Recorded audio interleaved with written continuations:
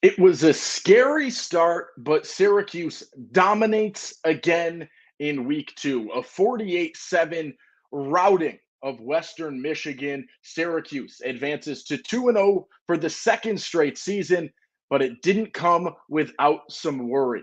Oronde Gadsden, amongst another starter, go down in this game, and the injuries that we saw riddle this team last season are starting to pop up once again. A dominant victory for the Orange. We break it all down live on Locked On Syracuse. So without further ado, let's get right to it. You are Locked On Syracuse, your daily podcast on the Syracuse Orange, part of the Locked On Podcast Network. Your team every day.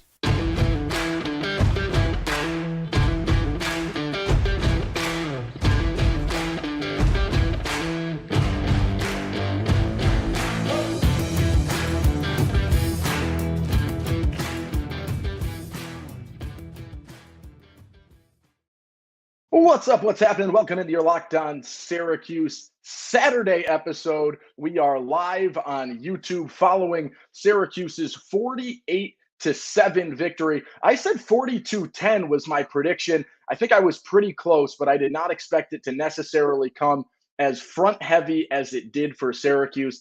An incredible first half, slowed down as they took the starters out, put the reserves in the 2H, but a lot to break down in this game. Thank you, as always, for making Locked On Syracuse your first listen today and every day. We're free and available wherever you get podcasts, part of the Locked On Podcast Network. And today's post-game episode is brought to you by Game Time. Download the Game Time app, create an account, and use code LOCKEDONCollege for $20 off your first purchase. A dominant game for Syracuse. They're 2-0. But I think a lot of people can echo the same sentiment that I'm about to get to right here. We still don't necessarily know what this team is. They've done what they can do. I want that on the record. I am proud of what they've done. They have had 0 points on the scoreboard for the opposing team in 119 minutes and 30 seconds of 120 minutes of play, right? There's only been a 30-second whoopsie that we'll talk about in a second where the opponent has scored. You have been dominant on defense. You're doing the job. But as I watch what Colgate did in week one and what Western Michigan did in week two, right? I don't know how set in stone we are at this point in time. I think this is something I talked about yesterday on our preview of this game. We're starting to get better ideas, right? We're carving into the rock what we think might be happening. And as we continue to progress, and I don't know how much we're going to get out of that Purdue game, but I will say they're beating Virginia Tech, an ACC opponent, as I record this right now. So it will tell us more, but we're still ramping up, seeing what this team is and what they mean at this point in time. I'm excited to be live, excited to be here. Thank you for all of you who are joining in with us live, however many of you there are right now. Skylar Arney with the early comment, week 3 versus Purdue. Will be able to tell more, 100%. That is what we're trying to get to, and I think you're going to start to see a lot of answers. So I want to lead today with the big takeaways of this game, and then in a little bit, we will talk about the daunting issue at hand. I am hoping as we talk, we'll get a little bit of info from Dino Babers in the press conference and maybe have a little bit more information about the likes of Oronde Gadsden and David Wallaba, who both went down in this game. But we'll talk some takeaways in this one for Syracuse before. I think my big takeaway is this wide receiver depth for Syracuse is something that is far beyond what I imagined it would be this season. I think we had a lot of question marks coming in, and Oronde was, the key guy. We knew what was happening. We knew what we were going to get from him. We knew the eyes that defenses would have placed on him. Obviously, and we'll talk about this in a little bit, that can shake up a little bit depending on the longevity of his injury today. But right now, you actually have a lot more options at receiver than I had anticipated. Guys like Isaiah Jones, who have had strong first 2 weeks. A guy in Omari Hatcher, who we have Irving Hatcher, I believe, comments on most videos where I talk about receivers, talking to me about Omari Hatcher. He has balled out in 2 straight weeks now for Syracuse. You look at who else. Alford, he had the big drop in the end zone today that hurt. but you can see what he can do in terms of this offense. Donovan Brown, I tweeted this, I stand by it. He is the fastest man in the world. That guy can absolutely fly. Broke off for an 85-yard score after Schrader rolls out to the right, finds him in stride, and that man just boom, boom, boom. Unbelievable. I knew he was fast, right? That's sort of what he was hyped up as coming into this squad. I didn't realize how fast until I saw him put the Jets on in that moment. Right there, absolutely cooking and seeing that speed there. You've got guys that can catch the football and do things after catch. The speed of Brown. Isaiah Jones can go up and make plays. Amari Hatcher, a far more volume receiver than I thought he would be at this point in time. Darryl Gill getting some catches a little bit later on in the first half and then into that sort of second string, second half, if you will. But you've got 5 different receivers in this game, including Allen. And this is not even including Damian Alford, who is, in theory, your number 2 receiving option behind Oronde Gadsden. He had 5 other guys catch multiple passes, including 4 who caught 3 or more. The depth of these receivers is tremendous and something that is going to go an incredibly long way for Syracuse this season because it's not necessarily something they've been able to do. And I think this also coincides with Schrader's maturity, his continued growth year after year, and him being able to get a little bit further through progressions and make some better decisions. Is Garrett Schrader flawless at this point in time? No, but confidence-wise, I love what I've seen. I think he's doing what you need to do, and I am seeing him get to many different options, which is going to be problematic for opposing defenses, even when you get to the next step up with the likes of Army, and the next step up from there with Clemson, who had a scare early on today, but then did sort of what Syracuse did, right? Started slow, a little bit concerned, and then doing what they need to do the rest of the game, right? You want to continue to see that happen. And I like what I've seen so far from them. We'll continue to talk about them later this week because I think I'm going to do a projected depth chart, or not depth chart, power ranking for the wide receivers as they stand right now. Urban Hatcher's in the show right now. Glad I could get you on a shout out while you were here. Another great game from Amari today. Really seeing, in my mind, you got me. You called me out and you've continued to call me out. He surprised me. I didn't expect him to be as big an impact through the first 2 weeks as he has been, and I'm here for it. And I love to see a guy that can surprise me. I'm never here rooting against people. I'm never here rooting against Syracuse. I make predictions. Sometimes they're right. 42-10 was my score prediction today. I think that's pretty damn good. And sometimes you miss the ball a little bit. I'm excited for this one. Very, very okay with being wrong at this point in time. My next big takeaway from this game so far has been Syracuse's defense. And I am going to say you had a brutal 2 plays, right? 75-yard score to the house. We knew that was the bread and butter of Western Michigan. We knew Jalen Buckley was going to get the ball on the ground, and we knew they were going to try and pound, right? 75% of their plays in week 1 were on the ground. They pound the ball on the floor. They continue to do it. That's what they want to do, and you knew it. And they beat you early on, and you had a chance to bring him down a few times, but he scores. Short memory is the key to success a lot of the time. You saw it with Damian Alford today. Dropped a pass in the end zone, made a big play the next time the ball was thrown to him. You're getting there, and that's what the defense did. They said, all right, that happened. We can't get away from it. We can't go back in time. We can't change it. What we can do is control the future. And they locked in the remainder of that game. 0 points the rest of the way through. You've played 119 minutes and 30 seconds of stellar, phenomenal, utterly outstanding defense this season for Syracuse. And if you remove, and I'll remove the sacks as well, because sacks count as negative yards in college football for whatever reason. I'm not a decision maker in that regard. You remove the sacks and you remove the 75-yard touchdown, Syracuse only allowed 55 yards on the ground today. In a team that loves to pound the ground, and that is what they want to do. They want to be able to do that. They did not run the ball as many times as they did in week 1 because of Syracuse's ability to stop the run. The defense played outstanding. the presence from Marlowe Wax, who I continue to watch and just get so excited with the way he plays amongst the rest of that core. I mean, Darton gets to the quarterback, McDonald gets to the quarterback. You had so much happen this game in terms of pressure in the backfield that I love what this defense can do. And I am excited to see what happens as they continue to progress. Rocky Long has done incredible things. I was nervous, right? This is another one. I wasn't sure what to expect from Rocky Long. I liked the adjustments that Tony White had put in, and Rocky's doing a great job. I like how the players and him seem to interact, seem to work together. And in terms of on field success, it has been absolutely incredible at this point in time. The last big takeaway for me has just sort of been in this game specifically the use of LaQuint Allen in the run game, because this was something that stood out to me a little bit. He didn't have an incredible game on the ground in terms of breakout runs. But what LaQuint Allen showed you in this game is he is far more of a goal line back, short yardage situation guy, and power back when he needs to be than I think a lot of us might have expected or thought you saw from him.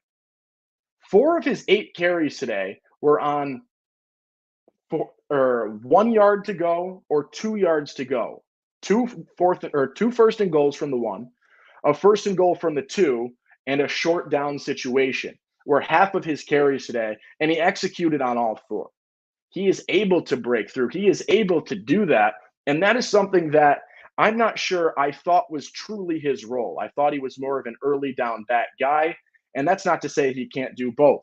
But today was a different side of LaQuint Allen in terms of his skill set that I think we can really be excited about moving forward. And Dino, the one quote I have seen from Dino so far talked about how Western Michigan really focused on shutting down the run game, and that's sort of what they saw today. And that's why you saw them go to the air a little bit more than you might have.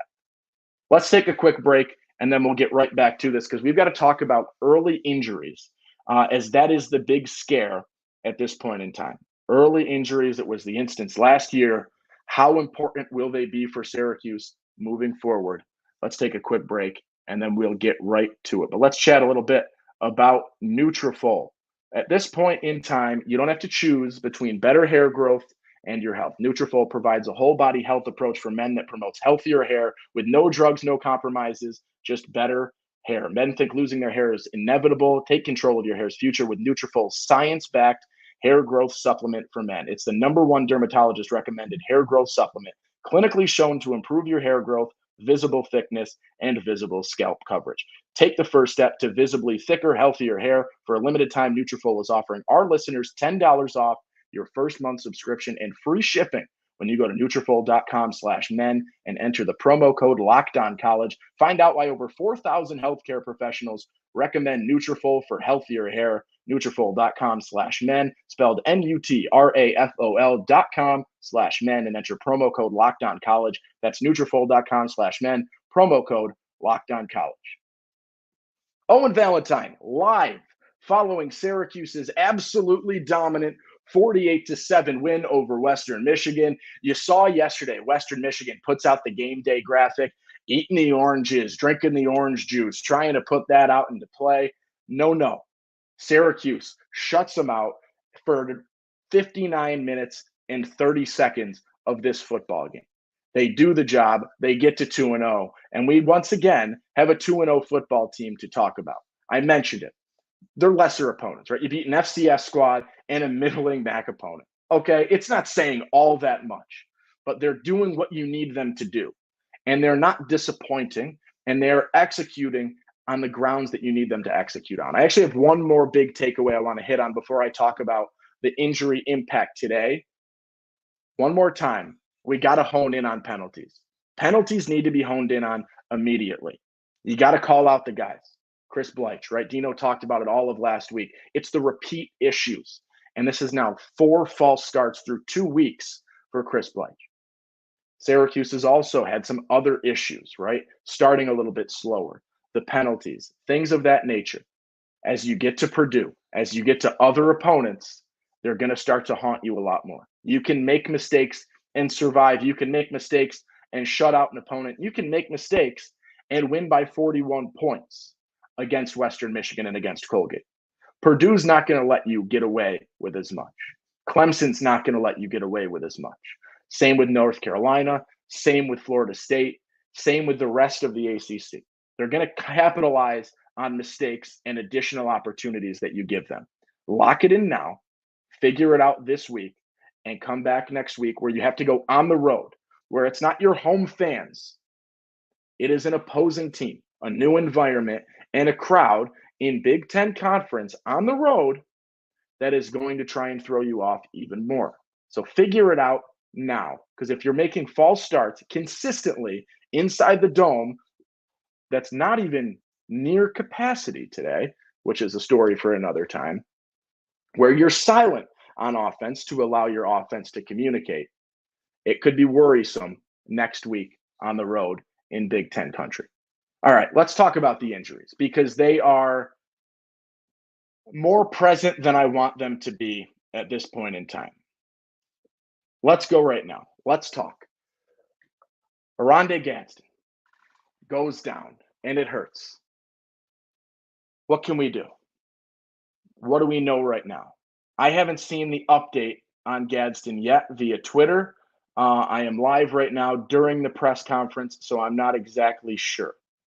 I'm looking, I'm refreshing. I don't see anything right now. Those of you in the comments, if you see something about Gadsden, please let me know so we can talk about the severity of it.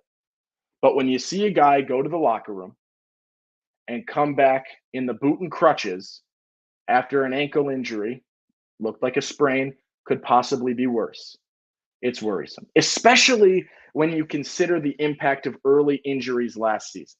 Steve Litton and Chris Elmore go down week 1 last year. You lose Terry Lockett. You lose Garrett Williams later on in the season. You play games without Garrett Schrader.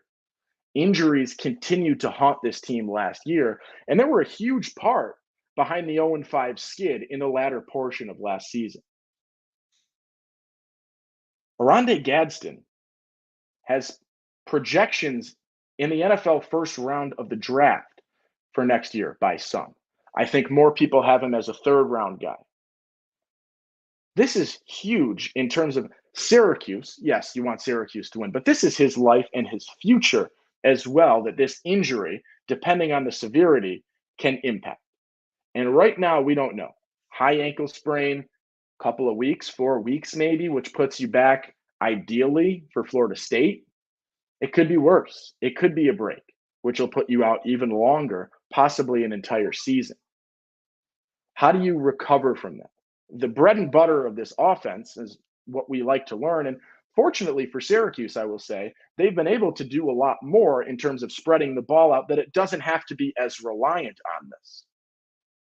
But right now, what we can do is wait and see.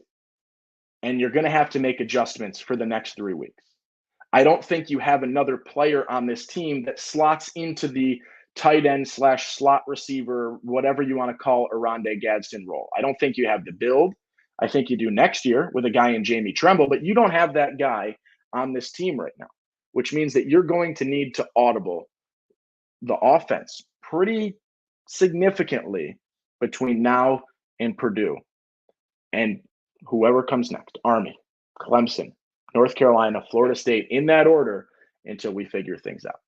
The other injury that is going to hurt Syracuse as well has to do with David Wallaba, who Dino Babers was very, very positive about last week, talking about his performance at right tackle and how he showed a new side in last week's game that maybe he didn't have early on in terms of presence in practice. He goes down, also comes back in a boot and crutches. Now, I think that injury, Oronde, in terms of player impact, is gigantic. But I do think Syracuse has shown things in the first 2 weeks that suggest that they can get over it. It's not going to not hurt by any means, but they can survive in some capacity.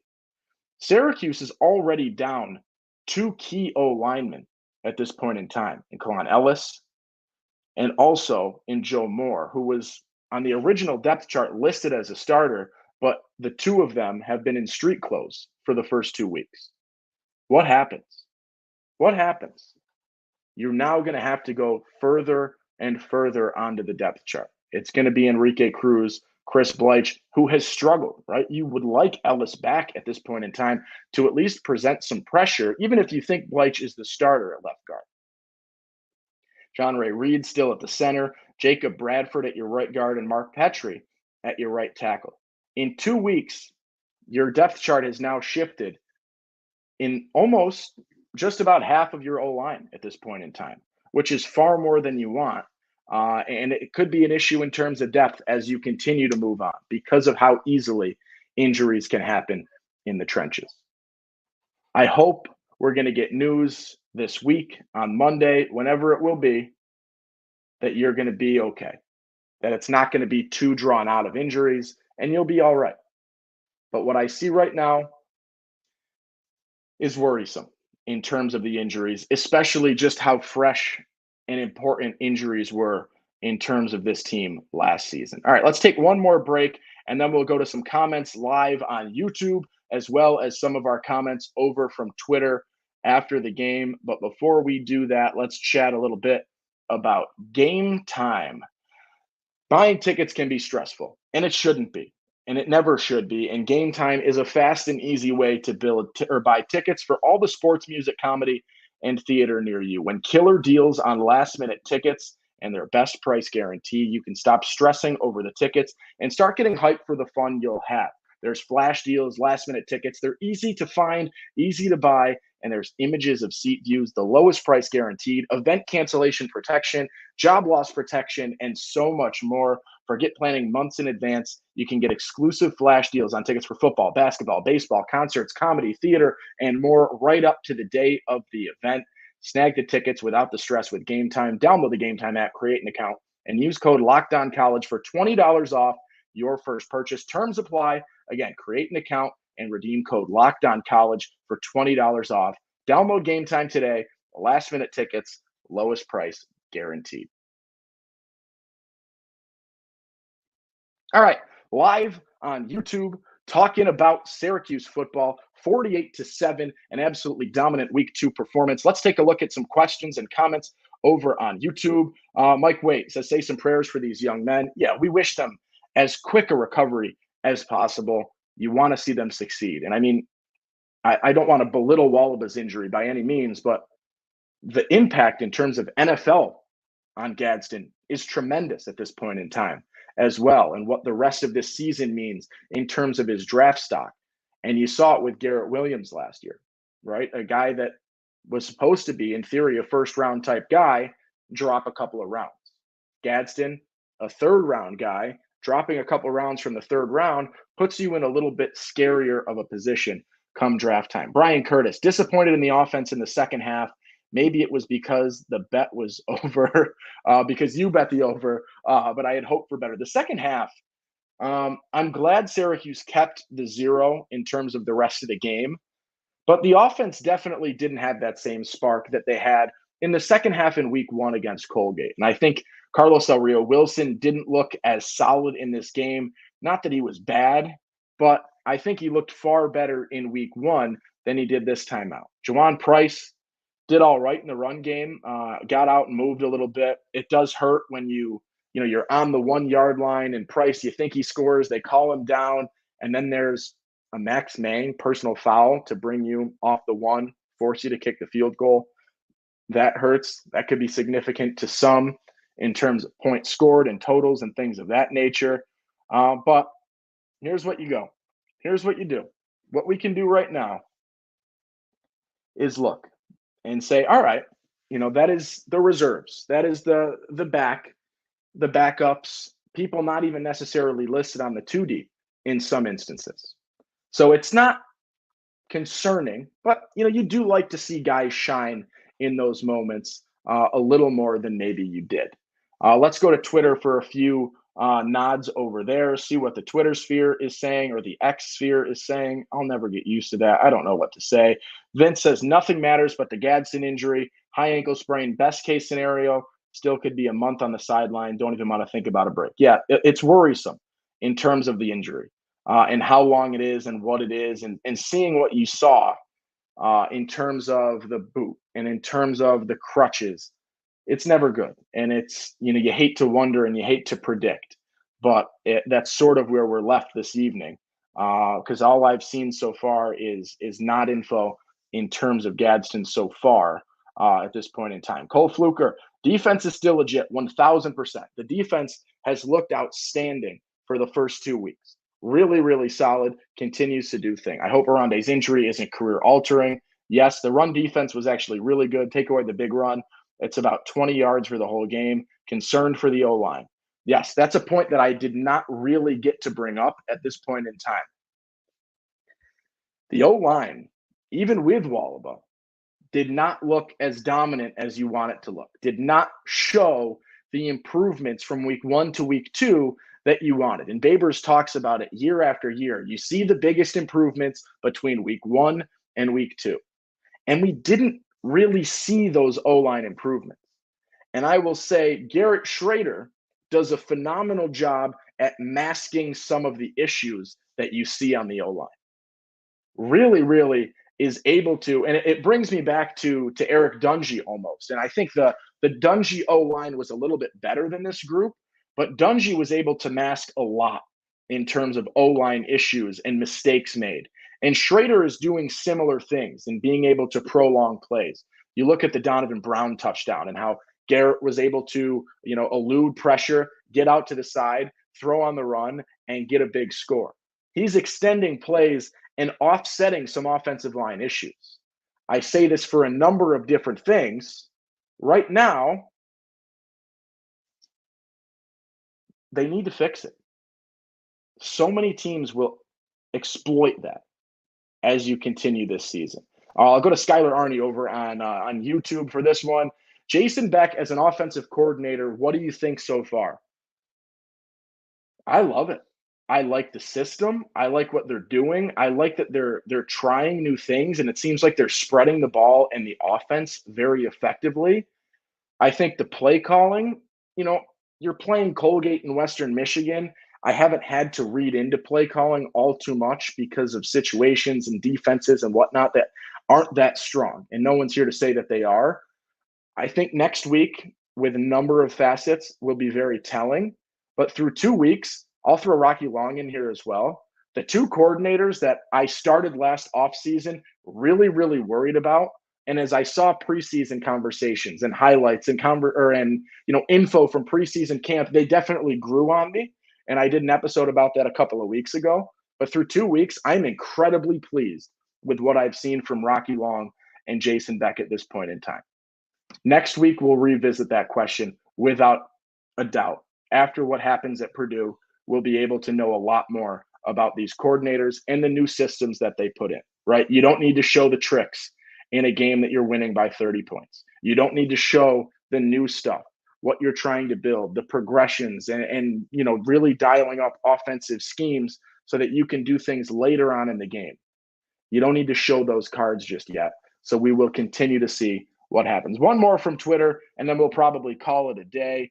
Just got to hope that Gadsden isn't out long-term and the O-line can stay healthy. Yeah, and, someone brought this up as well on YouTube over here.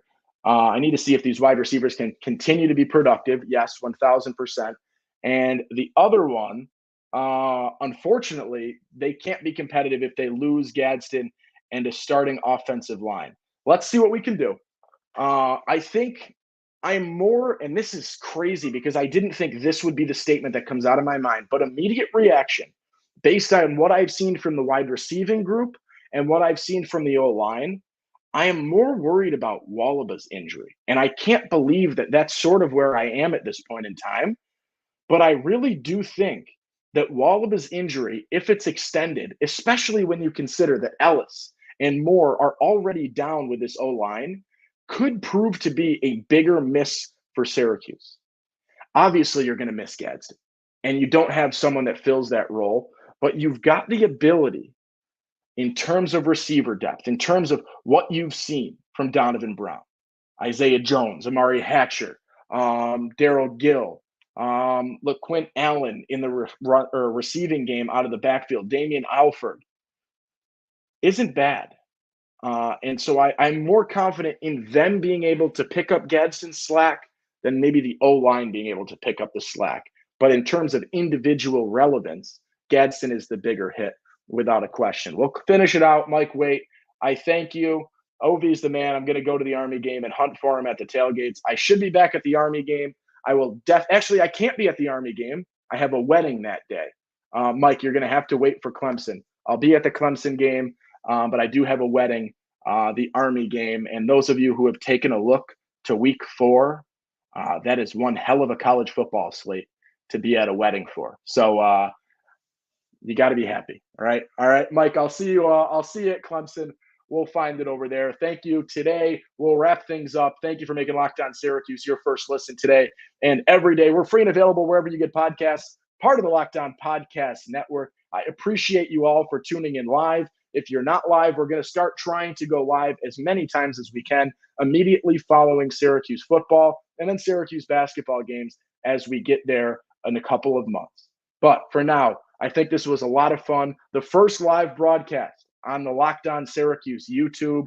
Until Monday, I leave you with this. Be kind. Make somebody smile today. Enjoy your weekend. Welcome back, NFL. Peace.